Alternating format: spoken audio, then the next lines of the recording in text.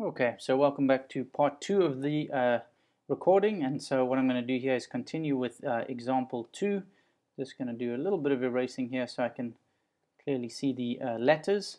Okay, and so what we're going to do is try and establish whether the given similarity statement between the overlapping triangles of xpz and xqy gives us enough information to conclude similarity of xpq and xy or xzy.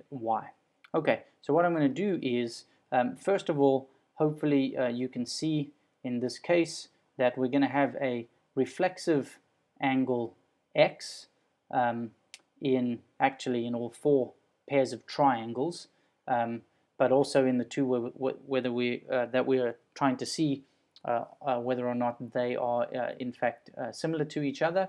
And so one of the missing pieces of information would be to determine whether or not we could then establish proportionality between the corresponding sides that contain that angle. Okay, and so that's exactly what we're going to do. We're going to look at our orange triangle XYQ, X to Y to Q, and one of the things I could do for XYQ would be so let me erase some of this because it's getting a little unclear. In XYQ, what I'm going to do is establish, I'll pick two sides and make a proportion. So in XYQ, I'm going to take XQ and I'm going to put that over XY. So I'm going to say XQ, and I'm going to put that over XY. And so you can see from here I've gone XQ over XY. Using the similarity statement, not even the diagram, that means in the second triangle I should be saying XP, and that should be on top of XZ or XZ. And if I come back to the diagram and mark that, we have XP and XZ or XZ. If we now take that information and translate it to, or rather look carefully over here at your other similarity statement, notice the following, that XQ and XZ, so we have we have XQ and XZ, and then we also have XY and XP. They're both from different triangles. What we can do very easily is use one of the properties of proportions, and I'm going to interchange those two, and so that allows me to write the following statement: XQ over XP is equal to, and in this case it would be XY over XZ. And if you then come and look at the statement here, if I have XQ over XP, then it should equal XY over XZ, and that would establish similarity if I knew that those were equal and that the angle contained between the sides, which is angle X, is congruent. It is in this case because it's reflexive, and so the answer is, by SAS, the answer is yes, those are in fact similar. Okay, a little bit of an extension problem. That's quite a tricky one to see, and as you can tell, a little difficult because it combines the theorem that we've just learned with the properties of proportion as well. Okay, and so now we're going to come over to the final piece of new material for the day, which is the triangle proportionality theorem. So we've seen pictures like this before. We dealt with this in a previous lesson, and what we established in the previous lesson was that if we had a segment HT parallel to AB, that it immediately allowed us to conclude, using corresponding angles, that we had triangle FHT to be similar to triangle FAB.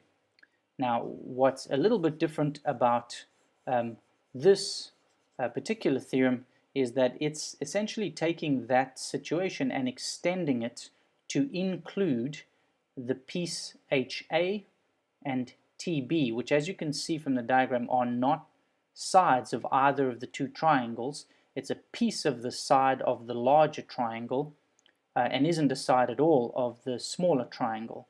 But we nonetheless have this theorem which tells us that the proportion of HA, or rather the ratio of HA to TB, is the same as FH to FT, which should be the same as FA over FB, and so forth. Okay, and so what we can do is go straight ahead to an example like this, which will allow us to solve numerically. But before we do that, we'll go and we'll ascertain which of these statements are in fact true and which ones are not. And so I would encourage you at this point to just pause the video, see if you can answer those for yourselves, and then come back and check your answers, and I'll give a quick explanation. So just to clarify, what we're essentially doing is treating HA and TB almost, if you will, as a fourth side, which probably doesn't make a tremendous amount of sense, but in triangles, but since they're overlapping, we have this extra piece, and if you imagine it as a fourth side, then the proportion will be true. So in this case we have, and really all we need to establish in each of these is whether or not we have selected the pieces in the correct order, and therefore whether or not the proportion holds. So for A, we have FA, which is over HA, and so without looking on the on the left-hand side, what that means is it should be the whole of the other side, FB, I beg your pardon, not over FT, should be FB over TB, FB over TB, and so question A is in fact true. Alright, and so we'll go back for each of these. If we establish the ratio FH to FT, then if the right-hand side says HA, then the denominator should be TB. In this case, it is, and so once again, C is a true statement. Okay, a little bit, well, not repetitive, but I'm going to need to erase those each time.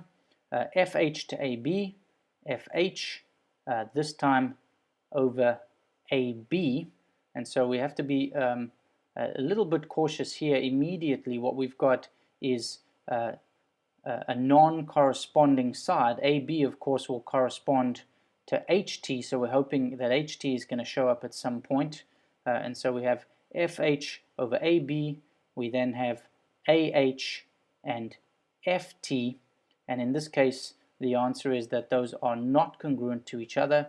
They're not congruent because HA of course corresponds to TB, AB corresponds to HT, and we've used non-corresponding sides, so that statement is going to be a false statement. And so let's go back, move on to our next one, FT over FH, and so we can use any of the pairs of corresponding sides as long as they're in order. FT over FH, we are now saying FB, and therefore it must be FA. This one holds true, and so that one works.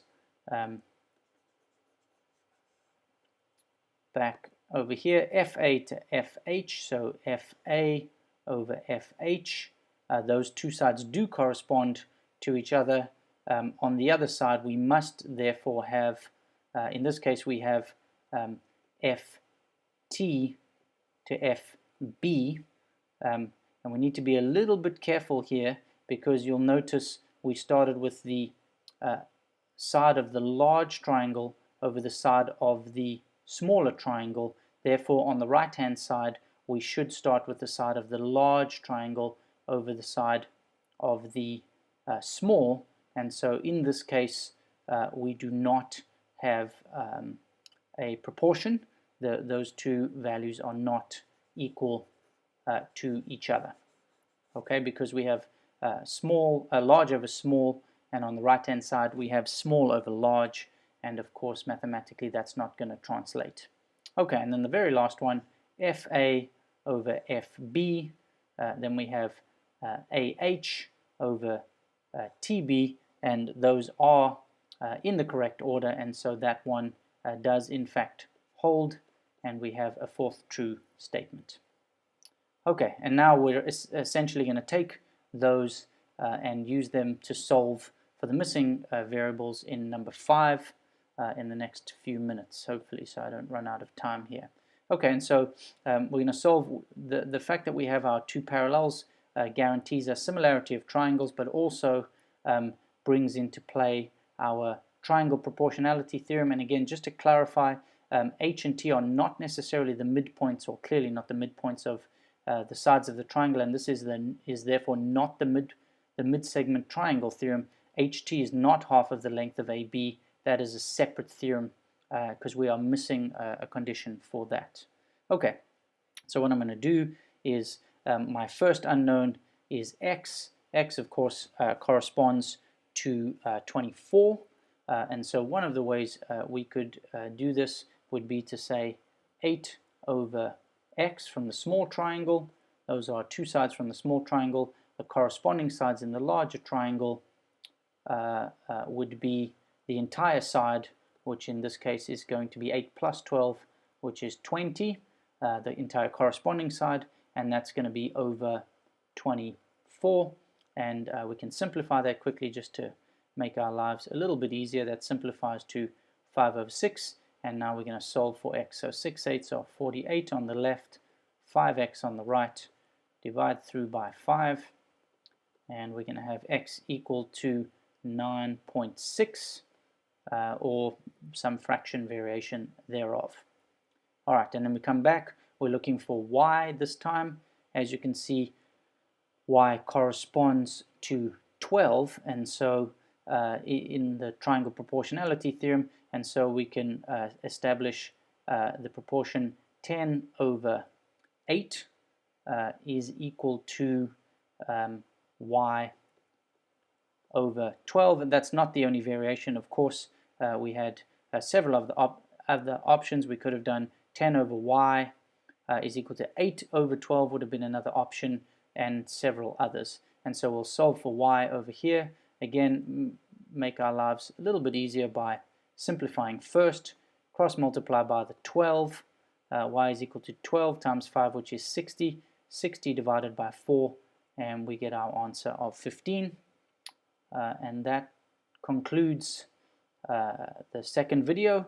At this point, you should turn your attention to the assigned work, and as usual, the recommendation is to start with level 2. Those of you who feel you do want a challenge and you do level 3, the additional GSP is posted in your Google Drive if you decide to do level 3, but of course, as is usual, the level 2 work is sufficient for you to do just fine on the assessment.